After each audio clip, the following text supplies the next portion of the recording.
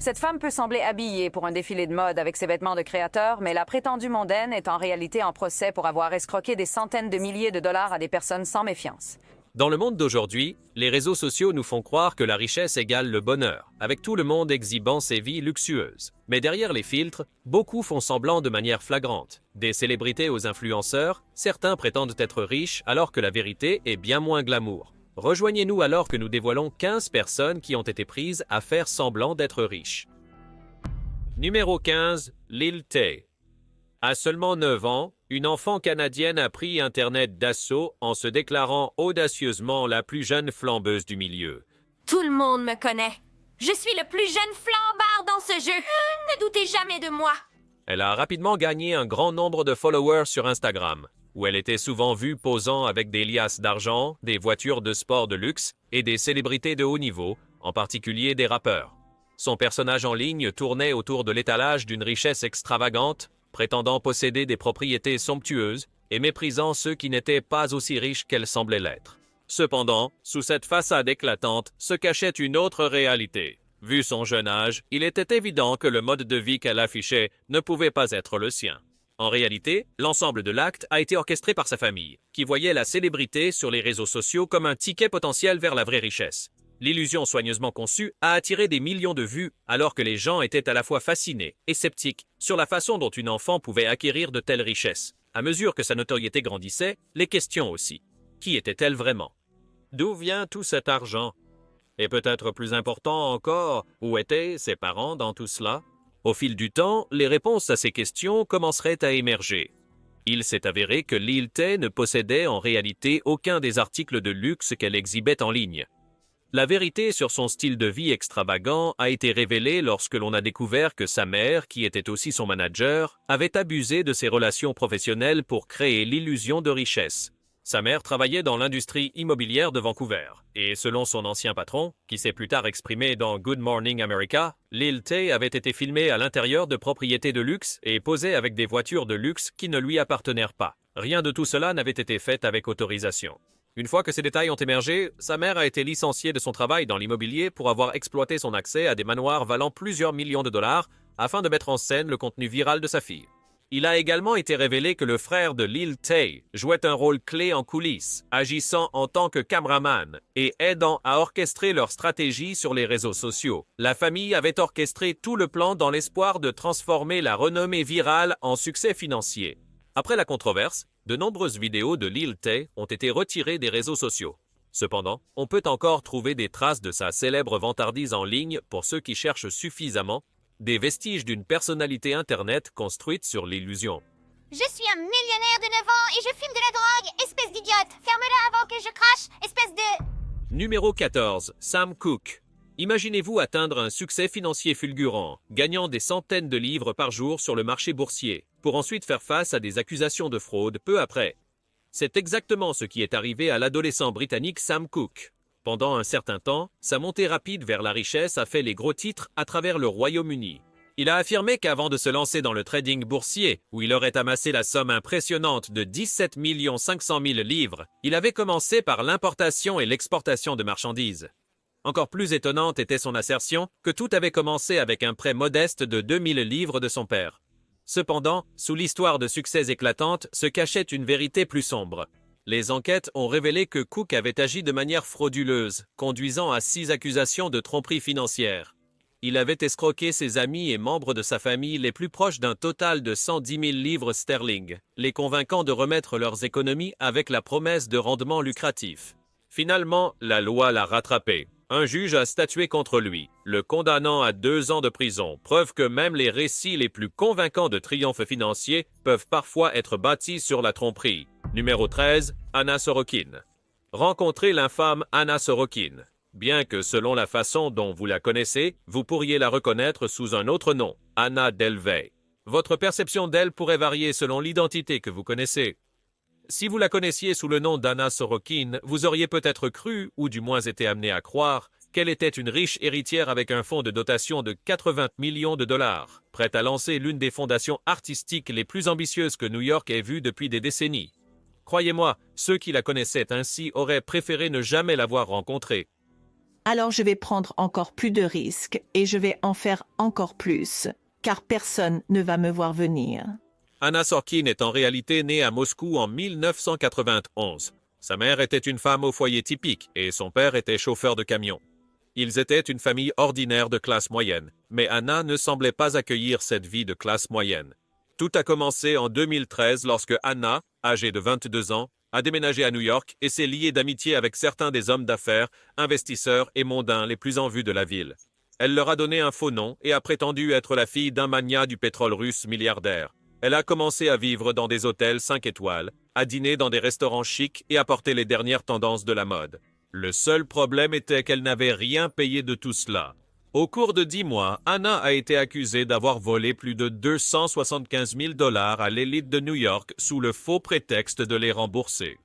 Anna a écopé de 3 ans de prison pour son escroquerie, mais elle reste impénitente sur ce qu'elle a fait. La vérité est qu'Anna était une escroc à sang-froid qui n'avait aucun problème à voler les riches pour son propre bénéfice. Une de ses anciennes amies prétend avoir été escroquée de 60 000 $ parce qu'elle a cru aux mensonges qu'Anna lui a racontés, et Anna est même allée jusqu'à essayer d'obtenir un prêt de 22 millions de $ auprès de la banque pour financer son projet artistique. Elle a été condamnée à une peine de 4 à 12 ans en 2019 pour ses crimes de vol, mais a été libérée en 2021 pour bonne conduite. Elle prétend même que les gardiens de prison la traitaient comme une célébrité. Numéro 12. Bernard Madoff.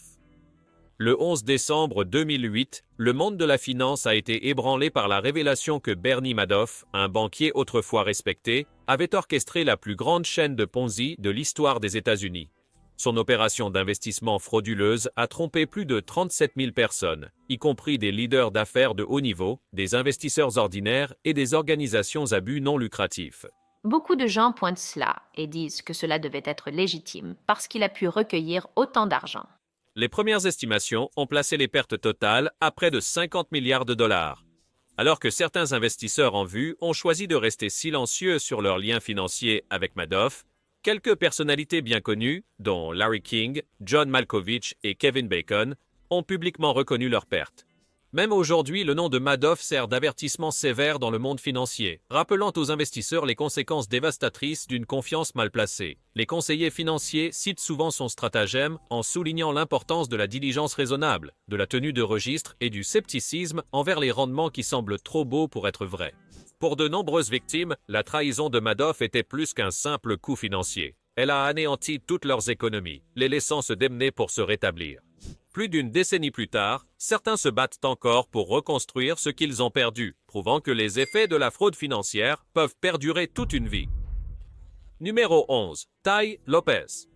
Selon à qui vous demandez, Tai Lopez est soit un génie du marketing, soit l'un des escrocs les plus inventifs de notre époque. Alors, comment vas-tu apprendre des grands du passé quand YouTube n'existait pas? Comment vas-tu apprendre de Platon, Socrate, Aristote, Albert Einstein? Si vous avez déjà passé du temps sur YouTube, il y a de fortes chances que vous soyez tombé sur ces publicités où il promeut un style de vie de succès, d'ambition et de liberté financière. Avec un grand nombre de followers sur les réseaux sociaux, Lopez se présente comme une autorité en affaires et développement personnel. Cependant, une grande partie de ses conseils s'apparentent plus à des slogans motivationnels qu'à des stratégies concrètes. Ces phrases comme « apprenez à gagner » et « transformez tout ce que vous touchez en or » sonnent inspirantes, mais manquent souvent de substance réelle. Que ces conseils soient efficaces ou non, une chose est certaine. Sa présence en ligne l'a rendu incroyablement riche, avec ses vidéos accumulant des centaines de millions de vues sur diverses plateformes. La montée en célébrité de Lopez s'est construite, du moins en partie, sur la philosophie « fais semblant jusqu'à ce que tu y arrives ». L'une de ses vidéos les plus connues, dans laquelle il invite ses abonnés à une visite virtuelle, met en scène un jardin luxueux avec une grande piscine et une décoration élégante. Je suis ici dans le jardin. Ils me demandent une sorte de visite du style de ma maison. Ah là, c'est une maison plutôt cool. À première vue, cela semble être son domaine personnel, jusqu'à ce que des détectives en ligne découvrent que la propriété était en réalité listée à louer sur Zillow. Cette révélation a jeté le doute sur bon nombre de ses autres déclarations, conduisant à un scepticisme accru quant à l'authenticité de son histoire de réussite. Lopez a ouvertement admis que la majorité de sa richesse est liée à la location plutôt qu'à la possession d'actifs, une stratégie qui, selon lui, est la plus logique compte tenu de sa situation actuelle. Bien que certains critiques aient souligné des défauts mineurs, comme une faute d'orthographe du mot garantie sur son site web où les avis d'utilisateurs sont publiés, beaucoup pensent qu'un millionnaire pourrait facilement se permettre un correcteur orthographique. Malgré ses imperfections, Lopez semble accepter la critique, reconnaissant qu'elle augmente sa visibilité et son engagement. Dans son monde, l'attention négative génère encore du trafic et toute publicité est bonne à prendre. En conséquence, il continue de générer des revenus substantiels grâce à ses cours en ligne et à diverses entreprises commerciales. Numéro 10, Lil Bow Wow. Bow Wow a brièvement abordé la photo de l'avion en direct sur Instagram mercredi. Il dit, je cite, « Il n'a rien à expliquer ». Lil Bow Wow, qui a acquis la célébrité à un jeune âge avec des hits en tête, des chars et des rôles d'acteurs dans des films comme Like Mike et Fast and Furious, Tokyo Drift, était autrefois le chouchou des fans de hip-hop et des amateurs de jeunes stars. Sa popularité a grimpé en flèche au début des années 2000, mais comme c'est souvent le cas avec les stars enfants, ce niveau de célébrité ne dure pas toujours. Alors, qu'est-ce que Bow Wow a fait récemment? A-t-il adopté un style de vie plus privé, s'éloignant des feux de la rampe? Pas vraiment. Tout comme certains de ses pairs de la scène hip-hop des années 1990, Bow Wow a tenté de rester pertinent en exhibant sa richesse sur les réseaux sociaux, bien que cela n'ait pas toujours été crédible. En 2017, il a publié une image de lui embarquant dans un jet privé luxueux, apparemment en route pour New York. C'est Bow Wow là-bas, et tu as raison. Donc ce gars, Lil Bow Wow, était sur mon vol pour New York. Le seul problème, il a été révélé plus tard que la photo n'avait pas été prise par Bow Wow, mais était une image de stock d'un service de transport VIP, exposant sa tentative de simuler le luxe. Ensuite, une véritable photo de Bow Wow sur un vol commercial est apparue, soulignant le contraste frappant entre les deux publications. C'est un exemple clair de la tentative de Bow Wow de créer une fausse image, et le fait que le mensonge ait été si facilement exposé le rend particulièrement remarquable comme une tentative particulièrement mauvaise de maintenir son personnage public. Numéro 9, le faux prince. Pendant un total de 205 ans, la famille royale monténégrine a régné sur le pays 2 fois. Stefan Cernetic prétendait être un prince de la dynastie et se présentait constamment comme son Altesse impériale et royale. C'est un peu difficile à dire. Stefan prétendait être le prince héréditaire du Monténégro, de la Serbie et de l'Albanie. Il a passé des années à fréquenter l'élite et à partager des photos de son style de vie opulent sur les réseaux sociaux. Il conduisait une Mercedes noire avec des drapeaux du Monténégro flottants, gagnant l'admiration de nombreux membres haut placés de diverses familles royales. Étonnamment, aucune de ces affirmations n'était vraie. La vérité est que Stefan Cernetic n'est rien d'autre qu'un imposteur. Le Monténégro n'a pas eu de famille royale depuis 1918, rendant son statut aristocratique autoproclamé entièrement fabriqué. Pourtant, sa tromperie était si profonde qu'en 2015, beaucoup spéculaient qu'il s'était même convaincu de ses propres mensonges élaborés. Cette année-là, il a célèbrement conféré un titre de noblesse à l'actrice Pamela Anderson, qui s'est adressée à lui en l'appelant Votre Altesse, et a reçu le titre de comtesse du Monténégro. J'adore ce prince, ne peut-il pas juste... Je suis désolée. C'était un spectacle d'imitation et de tromperie poussé à des sommets absurdes. Cependant, toute la façade s'est finalement effondrée, révélant que sa prétendue lignée royale était une imposture totale. La véritable identité de Stefan Cernetic reste un mystère. Mais une chose est certaine, qui qu'il soit, il a beaucoup à expliquer. Numéro 8, Sean Kingston. Il est à la fois décourageant et étrangement fascinant de regarder d'anciennes stars de la musique et du cinéma essayer désespérément de maintenir leur pertinence en affichant une fausse richesse sur les réseaux sociaux. Sean Kingston, le chanteur américano-jamaïcain derrière les tubes des années 2000 comme Beautiful Girls, est un parfait exemple de cette tendance. Bien que sa musique ait autrefois dominé les charts, il semble que les droits d'auteur de ses succès ne financent plus son style de vie et ne couvrent certainement pas les bijoux extravagants et les propriétés qu'il a essayé d'acheter. En 2016, Kingston est entré dans une bijouterie haut de gamme et a acheté un collier d'une valeur de 300 000 $. Cependant, au moment de payer, il a dit au magasin que son gestionnaire d'argent s'occuperait de la transaction. Malheureusement pour Kingston, les tentatives de son manager pour régler la facture ont échoué. Le couple est accusé d'avoir acquis des articles de luxe, mais de n'avoir jamais eu l'intention de les payer. 2 chèques ont immédiatement été refusés. Ce n'était pas un incident isolé. Kingston avait déjà fait face à plusieurs procès pour défaut de paiement de bijoux, avec des réclamations légales citant plus de 20 000 $ en factures impayées. Malgré ses problèmes financiers croissants, Kingston a continué à afficher un style de vie somptueux sur les réseaux sociaux et dans ses clips musicaux. La façade a finalement chuté. En 2017, lors d'un procès, Kingston a admis qu'il avait moins de 500 $ sur son compte bancaire et qu'il était incapable de couvrir ses frais juridiques. C'était très éloigné de l'image qu'il projetait dans ses chansons à succès, où il chantait sur la richesse et le succès. À l'époque, Kingston a révélé qu'il vivait avec sa mère, sans propriété ni véhicule enregistré à son nom. Son histoire sert de rappel aux pop stars et aux artistes. Il n'y a pas de honte à vivre modestement et il vaut bien mieux être réaliste et responsable avec ses finances que de maintenir l'illusion. Numéro 7. Soulja Boy. Soulja Boy est devenu une superstar en 2009 après que son tube Kiss Me on the Phone soit devenu viral. Il est également le célèbre chanteur de Crank That. Bien que les plus grands succès de Soulja Boy soient déjà assez loin derrière lui, il affirme parfois sur les réseaux sociaux qu'il est le meilleur de l'industrie et extrêmement riche. Le rappeur Soulja Boy a récemment parlé aux médias des escroqueries en ligne qu'il a commises et comment elles l'ont rendu célèbre. Te souviens-tu du célèbre site de partage de fichiers LimeWire où les utilisateurs pouvaient télécharger de la musique et des films et les partager avec des gens à des milliers de kilomètres? Soulja Boy, qui était mieux connu à l'époque, a utilisé ce site pour promouvoir son désormais célèbre tube, Crank That. La chanson, qui était inconnue à l'époque, a été enregistrée sur LimeWire plusieurs fois sous différents pseudonymes. Il s'est assuré de mal étiqueter le titre de la chanson en utilisant les titres de chansons bien connus, qui étaient déjà des succès du top 40, plutôt que de l'appeler Crack That, qui était le véritable titre. Imaginez chercher une chanson populaire comme Temperature de Sean Paul en 2006, l'un des plus grands succès de l'année. Vous la téléchargez avec impatience pour l'écouter, seulement pour découvrir que la piste que vous avez reçue n'est pas ce à quoi vous vous attendiez. Au lieu de Sean Paul, c'est la chanson de Soulja Boy qui joue. La stratégie marketing astucieuse de Soulja Boy reposait sur l'idée que les auditeurs finiraient par apprécier sa musique, continueraient à l'écouter et la partageraient même sur des plateformes de partage de fichiers. Bien que cette approche ait pu être innovante à l'époque, c'est essentiellement la même chose que de se faire avoir aujourd'hui. Malgré ses affirmations d'être assez riche, les actions de Soulja Boy ne correspondent pas toujours à ses déclarations. Il a posté une vidéo montrant des piles d'argent, mais si vous regardez de près, vous verrez que l'argent n'est en fait que des feuilles de papier vierge avec de l'argent imprimé dessus. Ajoutant aux bizarreries, il a fait face à des critiques pour avoir prétendument acheté des maisons de luxe et exhibé des montres coûteuses, seulement pour que les gens découvrent que les propriétés étaient en réalité des locations sur Airbnb. La persistance de Soulja à maintenir cette image de richesse sur Instagram a conduit à des dénonciations répétées par les abonnés qui remarquent les incohérences.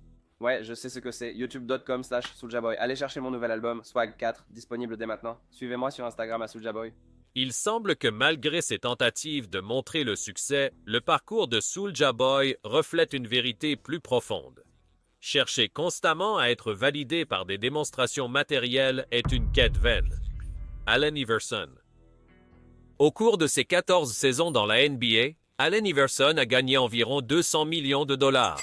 Mais où est passé tout cet argent? On pourrait invoquer les agents immobiliers qui lui ont vendu de nombreuses maisons luxueuses, ou les bijoutiers qui lui ont fourni des chaînes en or et en platine. Iverson est devenu un symbole d'excès, affichant un mode de vie rempli de propriétés en bord de mer, de bijoux coûteux et d'escortes de femmes glamoureuses. Cependant, lorsque les feux de la rampe de la NBA se sont éteints et que la carrière d'Iverson a pris fin, une dure réalité s'est installée. Un jeu défensif brillant par Iverson qui cède plus de 15 cm à Russell. Une entreprise de diamants en Géorgie a affirmé qu'Iverson leur devait plus d'1 million de dollars en factures impayées, soulignant son manque de préparation financière pour la vie après le basket. Bien qu'il soit considéré comme l'un des meilleurs meneurs de jeu de tous les temps, de nombreux fans ont été attristés de voir Iverson avoir des difficultés financières à la retraite. La leçon est simple. Gagner de l'argent n'est qu'une partie de l'équation. Sans une bonne gestion financière, même les plus grandes stars peuvent tout perdre. Malheureusement, c'était le destin de la légende de la NBA, Allen Iverson. Numéro 5. Johnny Mitchell.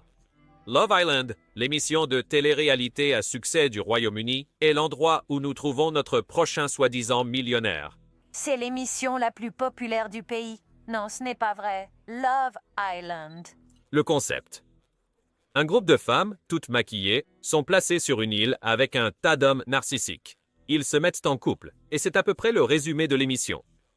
Le concept, bien qu'assez superficiel, a captivé un large public. Un candidat, Johnny Mitchell, est devenu connu pour avoir essayé de prouver au monde qu'il menait une vie luxueuse après l'émission. Comme beaucoup dans la culture actuelle axée sur les réseaux sociaux, Johnny s'est tourné vers Instagram et d'autres plateformes pour donner l'image d'une richesse et d'un succès.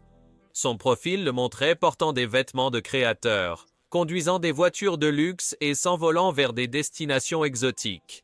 Il a réussi à convaincre beaucoup de ses abonnés qu'il vivait effectivement une vie de luxe. Cependant, l'illusion a commencé à se fissurer lorsqu'il a été révélé que la vie de Johnny n'était pas aussi glamour qu'il l'avait fait paraître. Des sources proches de lui ont révélé que la maison de luxe dont il parlait n'était qu'une location Airbnb.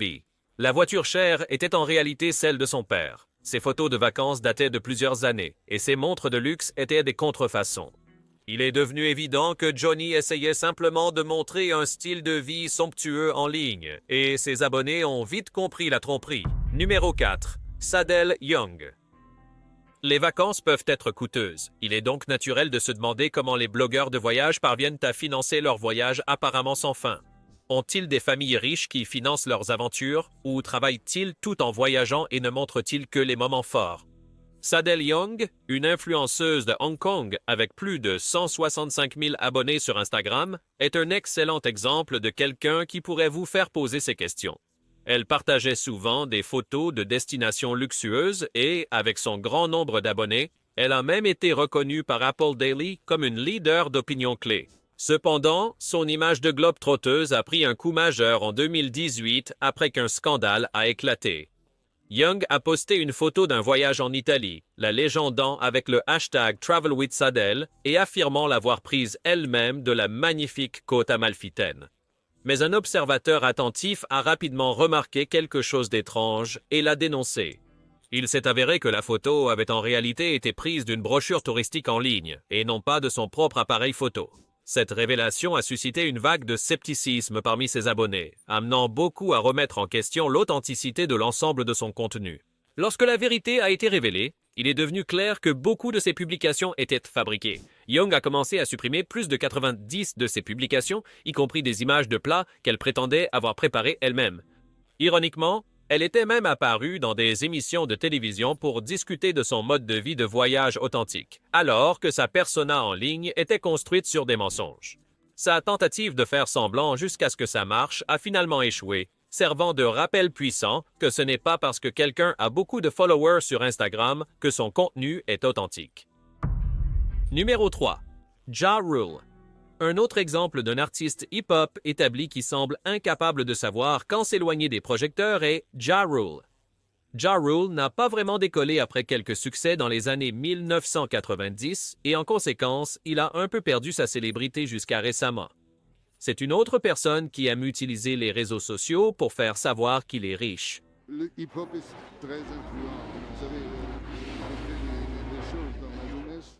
Il a même tenté de réaliser l'arnaque du siècle. Après s'être impliqué avec des investisseurs douteux, le rappeur Ja Rule, de son vrai nom Jeffrey Atkins, a fondé ce qui était connu sous le nom de Fyre Festival avec Billy McFarland et s'est retrouvé impliqué dans un procès de 100 millions de dollars. Maintenant, nous sommes rejoints par Billy McFarland, le fondateur du Fyre Festival lui-même. Atkins et McFarland ont imaginé le festival Fyre comme l'événement musical de luxe ultime, une expérience exclusive sans précédent. Présenté comme le festival le plus extravagant de l'histoire, il devait avoir lieu sur une île privée autrefois propriété de Pablo Escobar. L'événement promettait une fête inoubliable avec des artistes de premier plan, des villas somptueusement conçues et des top modèles du monde entier se mêlant aux invités. Avec des prix de billets allant de 1 000 $ à un montant incroyable de 250 000 $, les festivaliers enthousiastes ont déboursé des milliers dans l'attente de l'expérience d'une vie. L'engouement était énorme, avec les réseaux sociaux inondés d'images de décors paradisiaques alimentant l'excitation. Pour beaucoup, cela semblait être le mélange parfait de luxe, de musique et d'exclusivité, jusqu'à ce que la réalité s'impose. Il s'est avéré qu'une grande partie de l'argent injecté dans le Festival Fire semblait disparaître dans les poches de Billy McFarlane. Au moment où l'événement a finalement lieu, les participants se sont retrouvés face à une scène de chaos total et de déception. Les villas de luxe promises? Rien de plus que des tentes de secours d'urgence laissées à l'abandon, installées à la hâte sur le sable sans climatisation, les rendant à peine habitables. Au lieu des repas gastronomiques préparés par des chefs de classe mondiale, on a remis aux invités des barquettes en polystyrène remplies d'une triste combinaison de fromage et de laitue, bien loin de l'expérience culinaire somptueuse qui leur avait été vendue. Ja Rule, qui avait attaché son nom au festival en tant que co-organisateur, s'est rapidement retrouvé pris dans les retombées. Les détenteurs de billets et les investisseurs mécontents ont lancé de nombreux procès, y compris un procès massif de 100 millions de dollars visant à la fois lui et McFarland. Finalement, McFarland a été inculpé pour fraude, exposant le festival entier comme l'une des arnaques les plus infâmes de l'histoire moderne du divertissement. En même temps, Ja Rule continue de se présenter comme un rappeur et entrepreneur à succès sur les réseaux sociaux, alors que la réalité est bien plus complexe. Lui et McFarland restent impliqués dans des batailles juridiques, McFarland étant personnellement responsable de millions de dollars en dommages-intérêts. Ce qui devait être le festival de musique le plus glamour du monde est devenu au lieu de cela un exemple typique de tromperie et d'ambition échouée. Numéro 2, Elijah Oyefeso. Elijah Oyefeso, un autoproclamé city trader, s'est fait un nom sur Instagram en affichant un style de vie extravagant. Il posait fréquemment avec des voitures de luxe, dont une Lamborghini en or et une Rolls-Royce Wraith, se vantant de son succès financier. Selon lui, sa richesse provient du trading binaire, une compétence qu'il aurait découverte à l'âge de 18 ans. Il a affirmé avoir commencé son parcours en investissant les fonds restants de son prêt étudiant après avoir quitté l'université de Buckingham et a souvent insisté sur le fait qu'il ne travaillait qu'1 heure par jour pour maintenir sa fortune. Cependant, la véritable stabilité financière ne consiste pas seulement à se vanter. Il s'agit de pouvoir régler ses dettes sans recourir à des mesures désespérées. La façade de richesse d'Oyefeso a commencé à s'effondrer lorsqu'un procès a révélé qu'il avait emprunté de l'argent pour acheter un Land Rover et n'avait pas remboursé son créancier, Denis Offosu. Au lieu de régler l'affaire de manière responsable, il a tenté de renverser Offosu avec sa voiture dans un acte choquant d'imprudence. Lors de sa poursuite, le juge l'a accusé d'avoir fabriqué son succès financier, révélant que ses prétendues richesses n'étaient rien d'autre qu'une illusion soigneusement orchestrée. En conséquence, Oyefeso a été condamné à 2 ans de prison pour conduite imprudente et possession d'une arme dangereuse. Premièrement, voiture plaquée or. Dans des villes comme Dubaï et Londres, il n'est pas rare de voir des personnes riches se promener dans des Lamborghini ou Range Rover plaqués or. La tendance extravagante de plaquer les voitures de luxe est devenue en quelque sorte un symbole de statut.